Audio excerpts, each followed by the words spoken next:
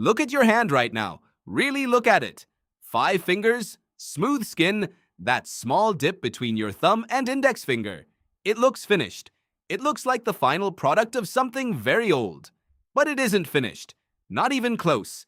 Your body is still changing. Your DNA is still shifting. Evolution did not stop when civilization started. It accelerated. This is the part no one tells you. Most people carry a mental image of evolution as something that happened to creatures in the distant past. A fish crawling onto land, an ape slowly straightening up, a series of panels leading to a human figure walking upright at the far right of the image. And then, nothing. Arrival. End of process. But that image is wrong. It was always wrong. Evolution is not a destination. It is a river, and you are in it right now. So what is actually changing in your body? What shifts are happening in the human genome right now in the 21st century that most people will never know about? Let's go back to understand what evolution actually requires. 3 things. Variation between individuals, a trait that affects survival or reproduction, and enough generations for that trait to spread or disappear. That's it. That's the whole machine. And all 3 conditions are still met in every human population alive today. Natural selection never clocked out. It just changed what it selects for. One of the most striking examples of recent human evolution involves a gene called LCT. It governs the production of lactase, the enzyme your body uses to digest milk sugar. For almost all of human evolutionary history, lactase production shut off after childhood. Adults couldn't drink fresh milk. If they tried, the results were unpleasant. But then, roughly 7,500 years ago, something changed in parts of Europe and East Africa. A mutation appeared that kept the lactase gene switched on into adulthood. People who carried that mutation could drink milk. In environments where cattle were being herded and food was sometimes scarce, that was a massive survival advantage. Researcher Mark Thomas at University College London has called the spread of this mutation one of the strongest signals of natural selection ever detected in the human genome. In some northern European populations today, over 90% of people carry it.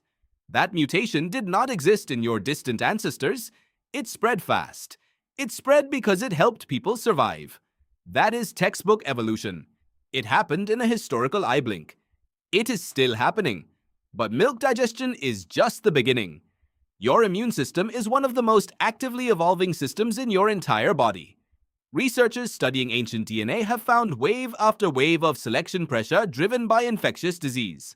When a new pathogen swept through a population, the individuals who happened to carry genetic variants that helped fight it were more likely to survive and reproduce.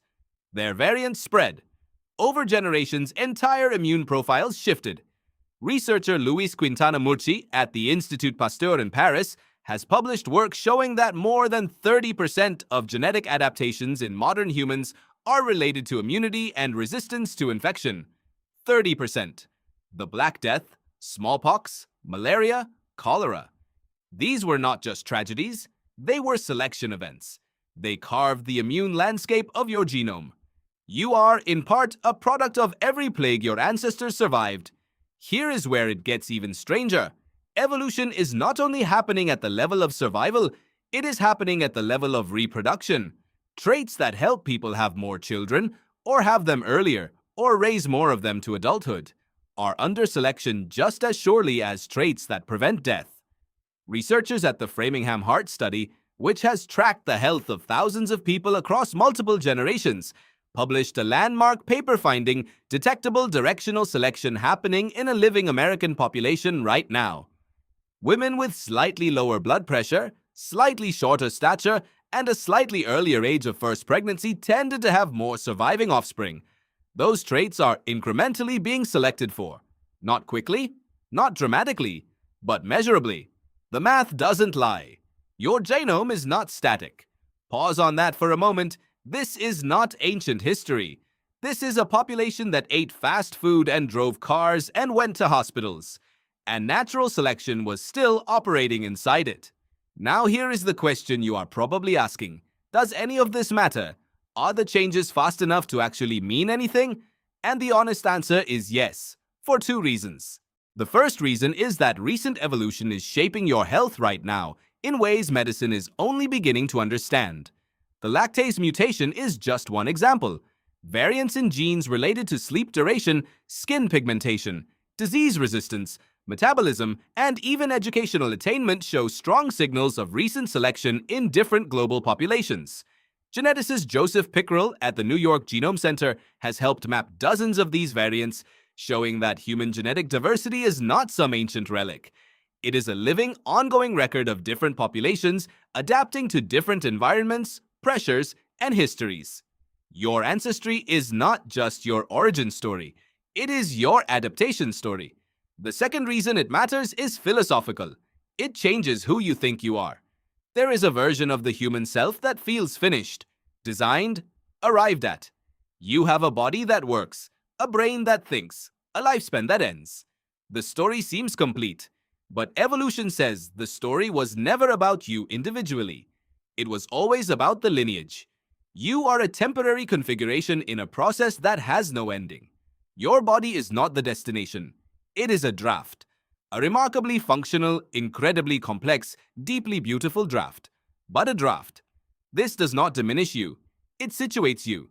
Think about what it means to carry genes that survived ice ages, famines, epidemics, and migrations across every continent on Earth.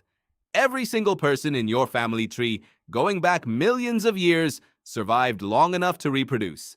Every one of them, no exceptions. The chain was never broken. The selection pressure was relentless, and something in your lineage met it every time. You are the accumulation of all of that, and you are not the end of it. Your children, if you have them, will carry small variations. Some of those variations will matter, most will not. But across thousands of years and billions of people, the tiny differences accumulate. The human genome of the year 10,000 will not be identical to yours. It will be different in ways that are impossible to predict, because the pressures shaping it have not happened yet. New diseases, new environments, new reproductive patterns. The river keeps moving. So look at your hand again. 5 fingers, smooth skin, that small dip between your thumb and index finger. You thought it looked finished, but now you know what it really is. It is a record, a living record of every ancestor who held something, made something, survived something with a hand just like yours. And somewhere inside the DNA coiled in every cell of that hand, the process that built it is still running. Quietly, incrementally, without asking your permission. You are not the end of the human story. You are one of its middle sentences, and the story is still being written, one generation at a time, in the only language evolution has ever known. The language of who survives, who reproduces, and what they pass on. Just like it always has. Just like it always will.